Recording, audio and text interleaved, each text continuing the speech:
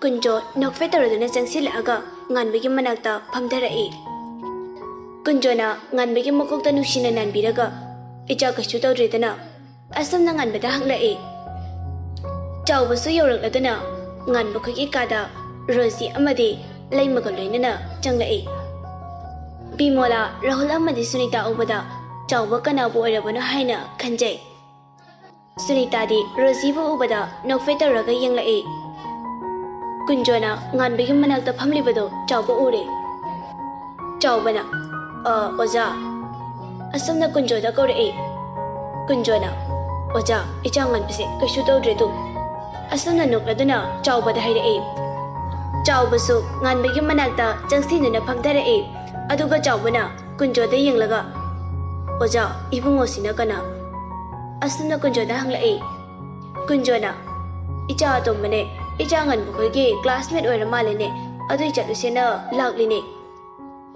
Oh akhoi ibemasu nganbagi khangnai haine asiairam laga chawbana Rosie bu kaurai. Ibema nang marup unar laone asamna Rosie bu kausin berai. Nganbadi ngakle magi maruki imung manungna mama mapagi mateng kaya pangbirambasidadi nganba khanghaudana mamitagi mabi sintharai. Tomthinna bai kaidorage kaigino nangna kaplido asamna nganbagi sinthari bu mabi sing ado taithokpiduna tomthinna hanglai. Bai aigi pusise migi matengna hinglakpane sanatoi amadi khabagi mateng kaya logre hojiksu aigi ima pabungi tomthin noi babung amadi noi ta chahoina taima koina kanbibane nakhoigi laman aina singba ngamgada phamandre bai asiaiduna nganba tomthinna konduna kapchari. Bai nanga domaina hainu nangdi aigi chanarbu marupne nangi nateng pangmasidi laman haiba laiti bai nangna aibu best friend amoina khanma ngamdabana laman gi wado purakliba natra nganba sintariba mapising ado phatpa taithoi aduga nganbana bai kaino nang haido nangdi aigi best friend ne ai laman gi wa amuk hana hairaroye ai lale amuk ana hairoye bai asna wari wate kaya sanaringai sanatoi amadi khabana dagda lintoi pudana changlai. Leiramliba miyamda ubada lintoina misingse yamalle leigadaba amani dang leibihawo ataidi thokbiro mayamda thoknakre kunjo amadi chawba nganbegi manakta leirami.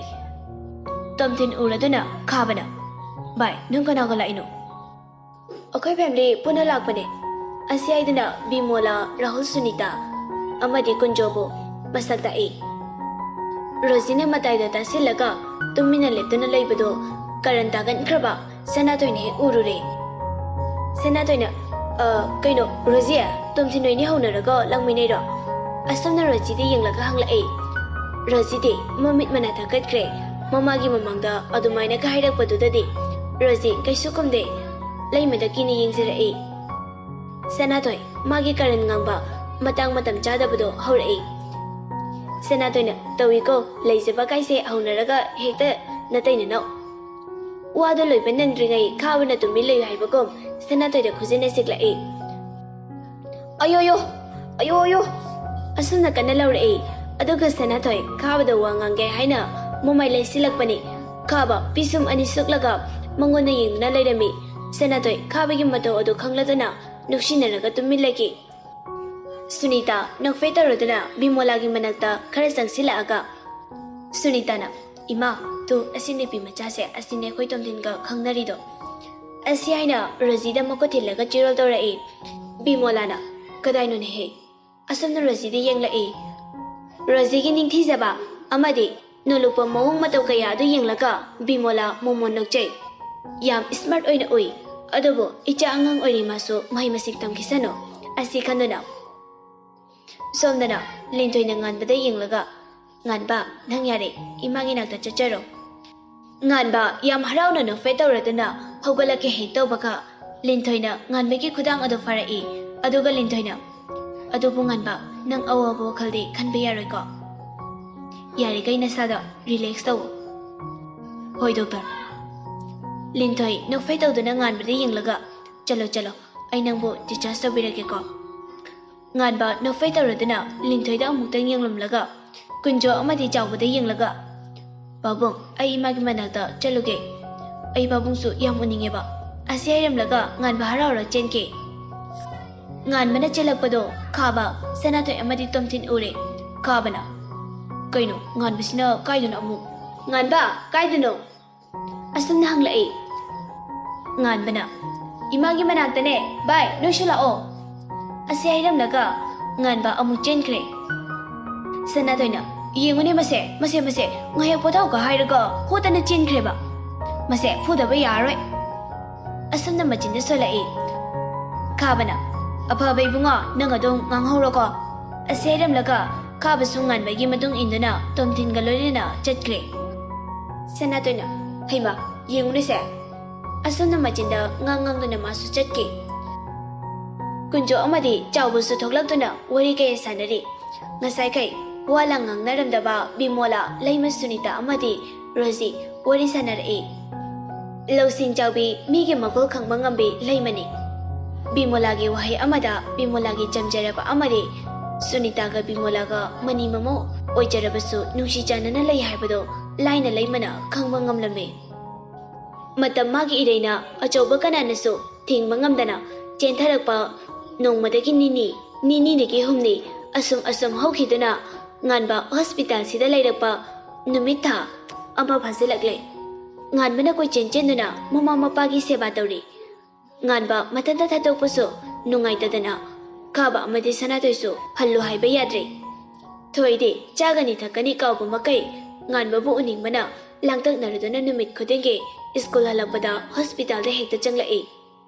Numidangi matamni Zoli amadi Thadoi chak ising chanaba sem saminari.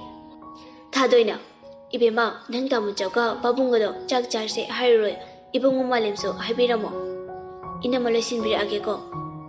Zoli hoi haina mamai leithuktuna khongthang amani thangba hobaka Zoli mabuk mathak makha olae.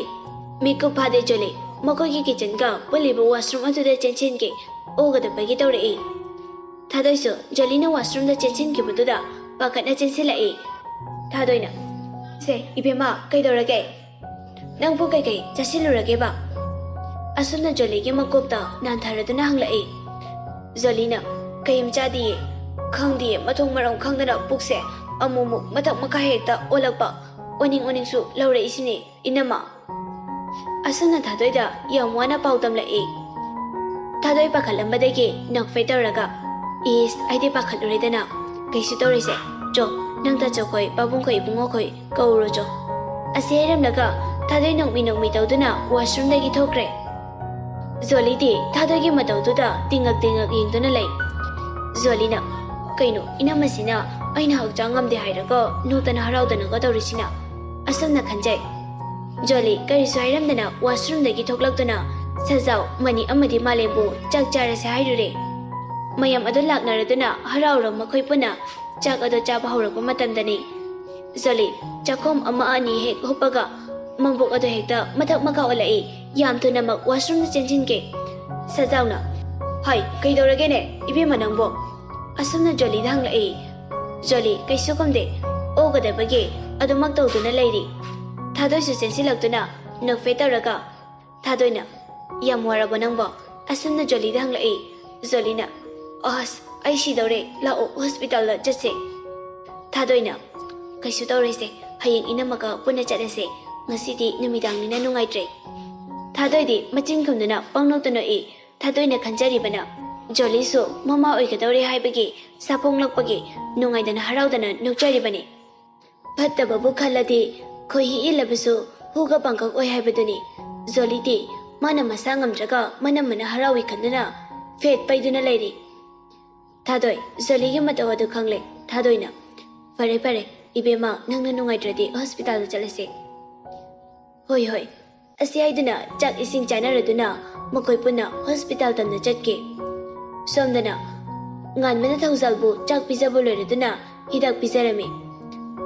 Thaujalna atomba namaga iga senabada icha waramlane. Nongmata nungaiba saruk phanglaktraba ichane. Ngasisu namaga iganane wahalle ko ichase. Asi haiduna Thaujal kablai. Thaujalgi sintariba mapising ado nganbana tamna taithokpi ꯑꯗꯨꯒ ꯉꯥꯟꯕꯅ ꯄꯥꯕꯨꯡ ꯀꯞꯀꯅꯨ ꯅꯆꯥꯕꯨ ꯏꯃꯥ ꯄꯥꯕꯨꯡꯅ E ꯃꯇꯨꯡꯗꯒꯤ ꯆꯥꯎꯅꯕ ꯌꯣꯛꯄꯤꯔꯛꯄꯒꯤ ꯅꯆꯥꯅ ꯉꯁꯤ ꯏꯃꯥ ꯄꯥꯕꯨꯡꯅ ꯂꯦꯡꯕ ꯑꯣꯠꯄ ꯉꯝꯗ꯭ꯔꯕ ꯃꯇꯝꯁꯤꯗ ꯁꯦꯟꯅꯕꯤꯔꯤꯁꯦ ꯅꯆꯥ ꯑꯩꯈꯣꯏꯒꯤ ꯈꯟꯕꯗ ꯑꯍꯤꯡ ꯀꯌꯥ ꯇꯨꯝꯃꯛꯈꯤꯗ꯭ꯔꯕ ꯋꯥꯍꯟꯈꯤꯕ ꯀꯌꯥꯗꯣ ꯑꯗꯨꯒꯤ ꯂꯃꯟ ꯈꯔꯗ ꯑꯣꯏꯔꯁꯨ ꯅꯆꯥꯅ ꯁꯤꯡꯖꯔꯤꯕꯅꯦ ꯄꯥꯕꯨꯡ ꯑꯁꯨꯝꯅ ꯅꯣꯛꯐꯦꯠ ꯇꯧꯔꯗꯨꯅ ꯉꯥꯟꯕꯅ ꯃꯈꯥ ꯇꯥꯔꯛꯏ ꯄꯥꯕꯨꯡ ꯑꯃꯗꯤ ꯏꯃꯥꯒꯤꯗꯃꯛ ꯅꯆꯥ ꯂꯩꯖꯔꯤꯌꯦ ꯅꯆꯥꯒꯤ ꯊꯕꯛ ꯑꯃ ꯊꯣꯛꯂꯛꯄꯗꯗꯤ ꯏꯃꯥ ꯄꯥꯕꯨꯡꯅ ꯅꯆꯥꯒꯤꯗꯃꯛ ꯑꯩꯈꯣꯏ ꯂꯩꯔꯤ ꯍꯥꯏꯅ ꯆꯣꯡꯊꯣꯛꯄꯤꯕꯗꯣ ꯑꯩ ꯀꯥꯎꯗꯤꯌꯦ ꯄꯥꯕꯨꯡ ꯑꯋꯥꯕ ꯋꯥꯈꯜ ꯈꯟꯖꯟꯕꯤꯔꯨꯔꯅꯣ ꯐꯖꯅ ꯄꯣꯊꯥꯕꯤꯔꯣꯀꯣ ꯄꯥꯕꯨꯡ ꯑꯁꯤ ꯍꯥꯏꯔꯝꯂꯒ ꯉꯥꯟꯕ ꯊꯧꯖꯥꯜꯒꯤ ꯀꯥꯗꯒꯤ ꯊꯣꯛꯂꯛꯄꯗ ꯃꯥꯂꯦꯝ ꯖꯣꯂꯤ ꯃꯅꯤ ꯊꯥꯗꯣꯏ ꯑꯃꯗꯤ ꯁꯖꯥꯎ ꯆꯪꯂꯛꯄꯗꯣ ꯉꯥꯟꯕꯅ ꯎꯔꯦ